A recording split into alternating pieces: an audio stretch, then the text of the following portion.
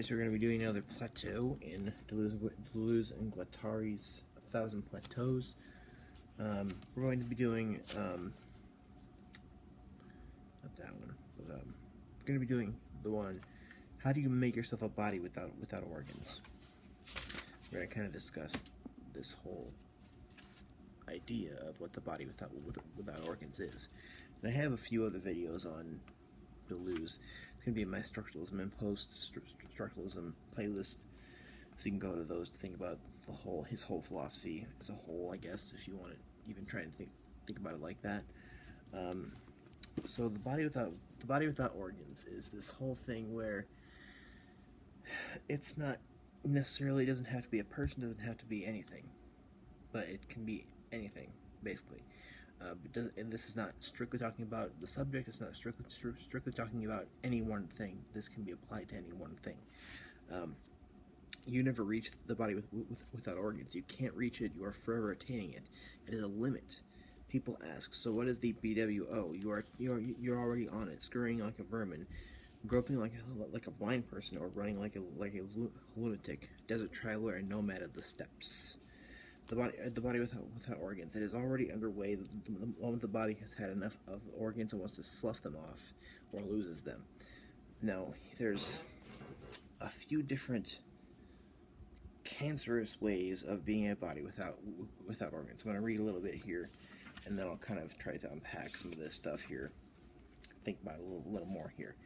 There's the hypochondriac body, which organs are destroyed and damage has already been done. Nothing happens anymore. Miss X claims she no longer has a brain or nerves or chest or stomach or guts. All she has left is the skin and bones of a disorganized body. Then there's the paranoid body. The organs are continually under attack by outside forces, but are also restored by outside energies. The schizo body, waging its own active internal struggle against the organs, the price of catatonia. Then the drugged body, the experimental schizo. The human body is scandalously inefficient. Instead of a mouth and an anus to get out of order, why not have one all-purpose hole to eat and eliminate? The masochist body. The masochist is more of the way to go. It is poorly understood in terms of pain. It is fundamentally a question of the BWO. It has its sadist and horror sew up. Sadist and horror sew it up. The eyes, anus, urethra, breast, nose are sewn shut. It has itself strung up to stop the organs from working. Flayed as if the organs clung to the skin. Sodomized, smothered to make sure everything is sealed right. What such a dreary parade of sucked, dry, catatonicized, vitrified sewn up bodies when the BWO is full of gaiety, ecstasy, and dance. So I guess the masochist is not. It's not not exactly ideal the way he's explained it. The way he explains it later in this section is a little bit more different. The body without organs is what remains when you take everything away. When you take away, it's precisely the fantasy, significances, and subjectifications as a whole. So psychoanalysis does the opposite. It translates everything into fantasies. It converts everything into fantasy. It retains the fantasy. It royally botches the real because it botches the BWO. So, it has two clearly distinct phases. One phase is for the fabrication of the BWO. The other is to make something circulate on it or pass across it. So, it either has pain waves, it has intensities of pain that pass through it. And I'm gonna unpack this a little bit here after I read some things here, where intensities of pain pass through it and circulate through it, or there are refrigerator waves, and that's the drugged body, where it's intensities of cold pass through it. A body without organs is made in such a way that it can be populated only by intensities. Only intensities pass and circulate. Still, the body without organs is not a scene, a place, or even a support on which something comes to pass. It has nothing to do with fantasy. There's nothing to interpret. A body without organs causes intensities to pass. It produces and distributes them in a spatium that is itself intensive, like an extension. Right. There is a totality It is a problem with not of the one and the multiple, but of a fusional multiplicity that effectively goes beyond any opposition between one and the multiple. So any dichotomy is just destroyed with this whole thing, because there's no opposition between them, but it's like between one and many. It's a full multiplicity. The body without organs is a field of immanence of desire, a plane of consistency specific to desire. Okay. Masochism to Deleuze and Guattari is not the kind of thing, is not kind of the opposite to sadism. It's not you are loving pain, it's different. The masochist's suffering is the price he must pay, not to achieve pleasure, but to untie the pseudo-bound between desire and pleasure in an extrinsic measure.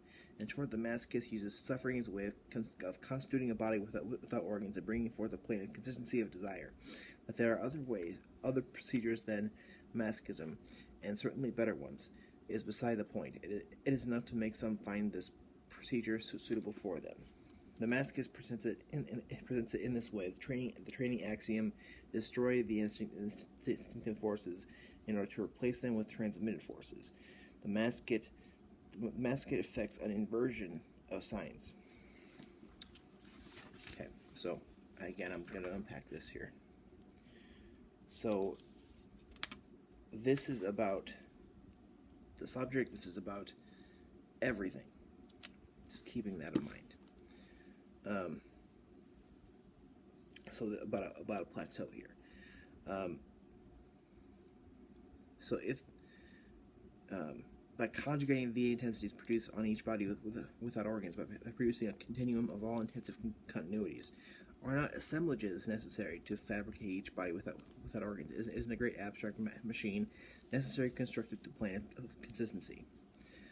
So a plateau. It's for continuous regions of intensity constituted in such a way that they do not allow themselves to be interrupted by any external termination, any more than they allow themselves to build toward a climax. A plateau is a piece of immanence, so a plane of immanence, basically, is what a plateau is. Every BWO is made up of plateaus. Every BWO itself is a plateau in communication with other plateaus on the plane of consistency. It is a component of passage. The BWO is not the opposite of all the organs. The organs are not its enemies. It's the organization that is the enemies. It's the idea against subjectification, significance, and organism. Organs are not the whole bad thing here. It's about an organized hierarchical order that is bad. Against, well, it's not bad, it's just wrong. So a body without organs means no organized subject, no structural linguistics, and no real metaphysics.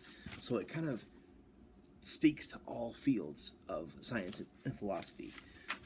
We can talk about the body without organs with respect to anything. Dismantling the organism has never meant killing yourself, but rather opening the body to connection that presuppose an entire assemblage. And what is an assemblage? An assemblage takes a lot of intensities. Intensities are things that pass through and circulate. They're lines of flight, if you will. That's another word for them. They are always becoming and always going somewhere. It's never about being. It's about becoming. In this case, intensities brought into one context is what a assemblage is, and a lot of assemblages are brought into a plane of consistency, and the plane of immanence, or the plateau, brings all of these assemblages together. So what I'm getting from these guys is that there's a conscious stream, but there's no subject. You can't really subjectify things here. And how can we unhook ourselves from the points of subjectification that secure us, nail us down to a dominant reality, tearing the conscious away from the subject in order to make it a means of exploration, tearing the unconscious away from signifiance and interpretation in order to make it a veritable production. This is assuredly no more or less difficult than tearing a body away from the organism. You have to keep enough of the organism for it to reform each dawn, and you have to keep small supplies of signifiance and subjectification, only to turn them against their own systems when the circumstances demand it, when things, persons, and even situations force you to, and you have to keep small rations of subjectivity, small rations, in sufficient quantity to enable you to respond to the dominant reality. Mimic the strata. You don't reach the BWO in its plane of consistency by wildly destratifying. So, it's also saying that the body without organs means that you're just going to slough off everything, to destratify everything. What they're against is a hierarchical, stratified nature of the world, or of the subject, or of the state, or whatever. Well, the state, the way they explain it, is a stratified, hierarchical thing. And I might also add tenebrous thing. While the body without organs, you don't wildly destratify. You don't take everything out.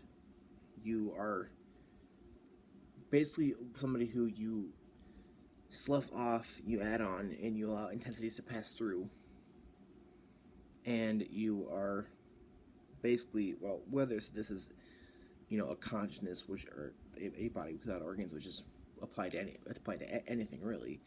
You are allowing intensities to pass through you and circulate, and you can territorialize a certain destratification, or you can deterritorialize, whichever you just go back and forth. And this is a state of becoming. You are always becoming, no matter what. Lodge yourself on a stratum, experiment with the opportunities it offers, find an advantageous place on it, find potential movements of deterritorialization, possible lines of flight, experience them, produce flow conjunctions here and there, try out continuums of intensities segment by segment. Have a small plot of new land at all times. It is through a meticulous relation with the strata that one succeeds in freeing the lines of flight, causing conjugated flows to pass and escape, and bringing forth continuous intensities for a BWO. Okay. What else did I have here?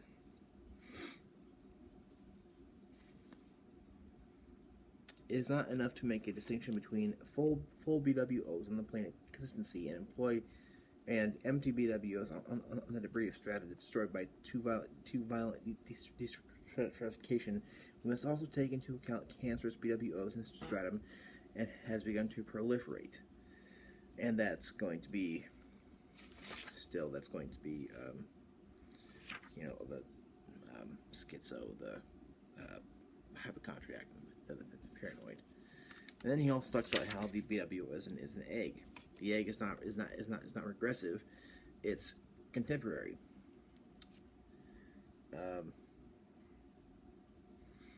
It's no more projective than it is regressive. It is an involution, but always contemporary and creative involution. The organs distribute themselves on the BWO, but they just distribute themselves independently of the form of the organism. The forms become contingent. Organs are no longer anything more than the intensities that are produced, the flows, thresholds, and gradients. All right. The BWO is desire. Is that which desires, and by which one is. It is that which one desires and by which one desires. And not only because it is the plane of consistency or the field of immanence of desire, even when it falls into the world of the void is too sudden destratification. Alright. Unpacking this a little bit. The body without organs is this formulation of a person or a consciousness or mainstream thought or whatever against organized, against things that are organized by form, against things that are hierarchical, and it's against anything that is being, that is a certain way always, and it's also against the subject, the subjectified person, which is they're like a phenomenological subject. They're against that. They're about this body without organs pertaining to anything, where lines of intensity pass through and circulate. There's always territorialization and deterritorialization, and always destratifying, and sometimes stratifying a little bit, and it's just constant back and forth and constant becoming of a person or whatever. And that's the whole thing of it. If you would like me to explain something a little bit more or better, I do plan on doing a better video on this, but let me know in the comments below if you want me to explain something a little bit better, or if I butchered something. And thank you. Sorry I went kind of fast too.